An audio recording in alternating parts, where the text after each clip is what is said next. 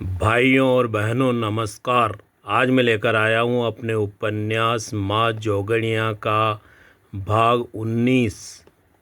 कोटा से लगभग 100 किलोमीटर दूर है जोगणिया माता का मंदिर। अरावली की पहाड़ियों के ऊपर माल पर्वत पर विराजमान माता जन जन का कल्याण करती है। अमीर गरीब सभी तरह के भक्त माता के द्वार पर पहुँचते हैं।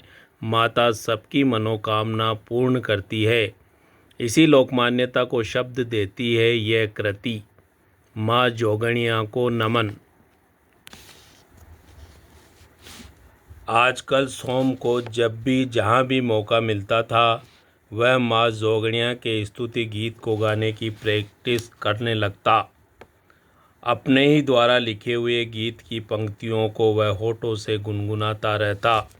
जब कमरे में बालू नहीं रहता तब दरवाज़ा बंद करके वह खुलकर इस गीत को गाने लगता।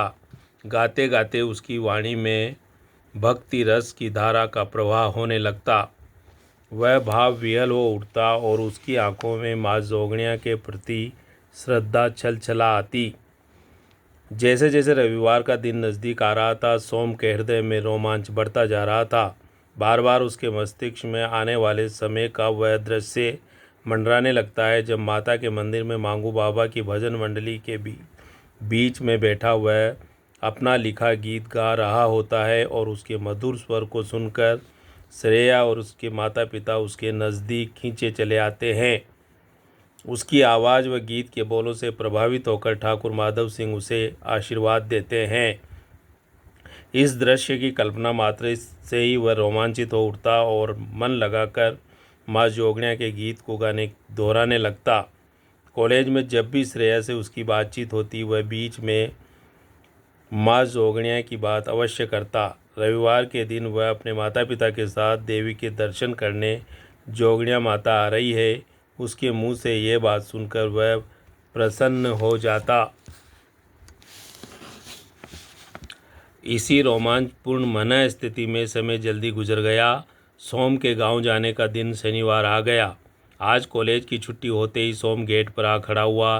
थोड़ी देर बाद ही अपनी 3-4 सहेलियों के साथ श्रेया भी गेट पर आ खड़ी हुई। धीरे धीरे सोम श्रेया के नज़दीक पहुंचा और विनयपूर्वक बोला, कल तुम जोगणिया माता आ रही हो न श्रेया? हाँ सोम, मम्मी डैडी के साथ मैं कल सुबह तुम्हारे गांव आ रही हूँ। तुम मेरे स्वागत के लिए तैयार रहना। यह बोलते हुए श्रेया हंस पड़ी। उसके साथ उसकी सहेलियां भी खिलखिलाकर हंसने लगी।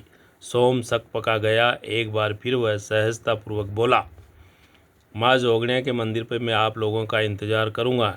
इसी से मैं लंबी होंडा कार सड़क के किनारे आ खड़ी हुई। श्रेया ने अपनी सहेलियों से विदा ली और वह कार की ओर बढ़ गई। कार में बैठकर उसने एक बार सोम की आंखों में देखा। दोनों के होठों पर मुस्कान उभर आई। धीरे धीरे कार आगे सरकने लगी। सड़क पर खड़ा हुआ सोम दूर जाती हुई कार को एकटक देखता रहा। कुछ क्षणों में कार उसकी नज़रों से ओझल हो गई। वह मुड़ा और तेज कदमों से हॉस्टल की ओर चल पड़ा। कमरे में पहुंचते ही सोम गांव जाने की तैयारी करने लगा। जल्दी जल्दी उसने कपड़ों को तह करके बैग में जमाए। पढ़ने के लिए 1-2 किताबें रखी और माँ जोगणिया के स्तुति गीत लिखे कागज़ को बुशर्ट की जेब में रखा। इसी समय बालू भी कमरे पर आ गया। सोम को गांव जाने की तैयारी करते हुए देखकर उसकी भी घर जाने की इच्छा जाग उठी। अपना बैग निकालकर वह भी तैयार होने लगा। थोड़ी देर बाद दोनों ने अपने अपने बैग कंधे पर टांगे, कमरे के ताला लगाया और दोनों साथ साथ छात्रावास से बाहर निकल गए। चेतक चौराहे पर आकर वे गणेश राम की टी स्टॉल पर रुके। सुबह से अभी तक दोनों ने कुछ नहीं खाया था। दोनों के पेट चिपके हुए थे लेकिन आज भूख उन्हें महसूस नहीं हो रही थी। दोनों के हृदय गांव जाने की खुशी से लबालब हो रहे थे। बालू के मन में पुष्पा से मिलने की खुशी थी और सोम के मन में भीलड़ माँ से मिलने की खुशी भरी हुई थी। इसके अलावा सोम के लिए सबसे बड़ी खुशी की बात थी कि कल श्रेया सिंह और उसके माता पिता माँ जोगणिया के दर्शन करने जोगणिया माता आने वाले हैं। यह विचार मन में आने मात्र से ही सोम का मन बार बार रोमांचित हो रहा था। गणेश राम के टी स्टॉल पर खड़े खड़े ही दोनों ने एक एक कप चाय सुड़की और चाय के पैसे चुकाकर वे फिर आगे बढ़ गए। उनके कदमों में तेज गति आ गई। 4 बजते बजते सोम और बालू चित्तौड़गढ़ बस स्टैंड पर पहुंच गए। बालू के गांव जाने वाली बस स्टैंड पर खड़ी थी। सोम से विदा लेकर वह बस में जा बैठा। सोम प्लेटफॉर्म नंबर 3 पर आ खड़ा हुआ और बस की प्रतीक्षा करने लगा। थोड़ी देर बाद जोगनिया माता जाने वाली बस स्टैंड पर आ खड़ी हुई। प्लेटफॉर्म पर बुकिंग विंडो के नज़दीक खड़ा होकर बस कंडक्टर चीख चीख कर सवारियों का ध्यान आकर्षित करने लगा। जोगनिया माता बुकिंग विंडो से टिकट लेकर सोम बस में आ बैठा। कुछ ही समय में बस सवारियों से खचाखच भर गई। चाय पानी पीकर ड्राइवर कंडक्टर भी बस में चढ़ गए। बस स्टार्ट होते ही कंडक्टर ने सीटी बजा दी। धीरे धीरे बस आगे सरकी और स्टैंड से बाहर निकल गई।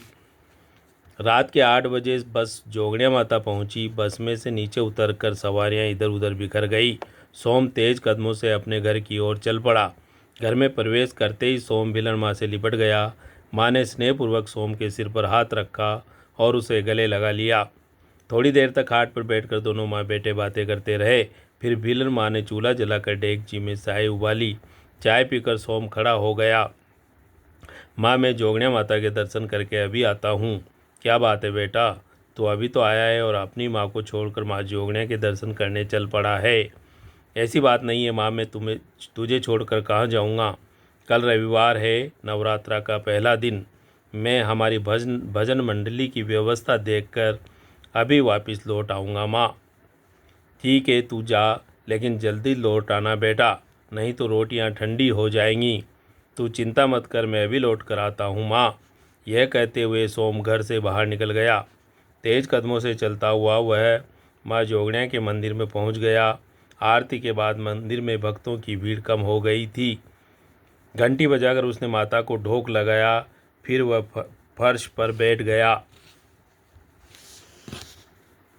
और हाथ जोड़कर माता से प्रार्थना करने लगा कि हे माँ, तू कल श्रेया और उसके माता पिता को अपने द्वार पर अवश्य बुला लेना। मुझे शक्ति देना माँ कि मैं तेरे स्तुति गीत को पूरी तन्मयता से गा सकूं, जिसे सुनकर ठाकुर माधव सिंह प्रसन्न हो जाए। आंखें मूंदकर कुछ समय तक सोम माता के चरणों में बैठा रहा। एक बार फिर माँ जोगनिया को ढोक लगाकर वह खड़ा हो गया। माता से विदा लेकर वह मंदिर की सीढ़ियाँ चढ़ गया। जोगनिया माता गांव की बस्ती में रात का सन्नाटा पसरने लगा था। दिन भर के थके हारे लोग ठंड में अपने अपने घरों में दुबक कर सोने की तैयारी करने लगे थे। सुनसान गलियारों में से निकलकर सोम मांगू बाबा के द्वार पर पहुंच गया। घर के अंदर मांगू बाबा हारमोनियम पर किसी भजन का रियाज कर रहे थे। सोम को सामने देखते उनका गाना बजाना थम गया। आगे बढ़कर सोम ने मांगू बाबा के चरण स्पर्श किए।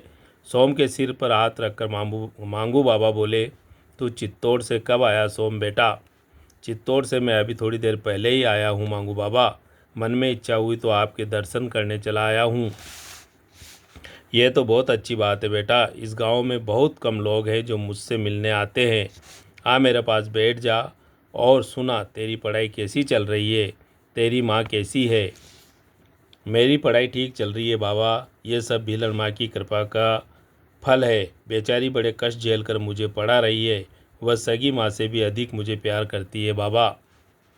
सोम की यह बात सुनकर मांगू बाबा चौंक पड़े। उनके बूढ़े मस्तक पर बल पड़ गए। सोम की आंखों में देखकर उन्होंने गंभीरता से पूछा, भीलन माँ तेरी सगी माँ नहीं है सोम बेटा?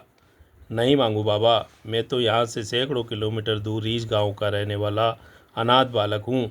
गांव में जब मेरा कोई नहीं रहा तो मैं माँ जोगनिया की शरण में आ गया था। भूखा प्यासा जब मैं माँ के द्वार पर पड़ा था तब भीलन माँ मुझे उठाकर अपने घर ले आई थी। भीलन माँ का भी इस दुनिया में कोई नहीं है बाबा। यह तो बड़ा अच्छा हुआ सोम कि उस बेचारी को भी तेरा सहारा मिल गया है। तेरी भीलन माँ को मैंने पहले कभी इस गांव में नहीं देखा। लगता है वह दुखियारी भी कुछ समय पहले ही यहाँ कर बसी है। तुझे सहारा देकर उसने बड़ा अच्छा काम किया है सोम। बड़ा होकर तू भी माँ का ख्याल अवश्य रखना बेटा। हाँ मांगू बाबा, पढ़ लिख कर मैं नौकरी लग जाऊँगा और फिर माँ के सारे कष्ट दूर कर दूँगा। माँ जोगनिया तुझे अवश्य सफलता देगी बेटा। कल नवरात्रा का पहला दिन है।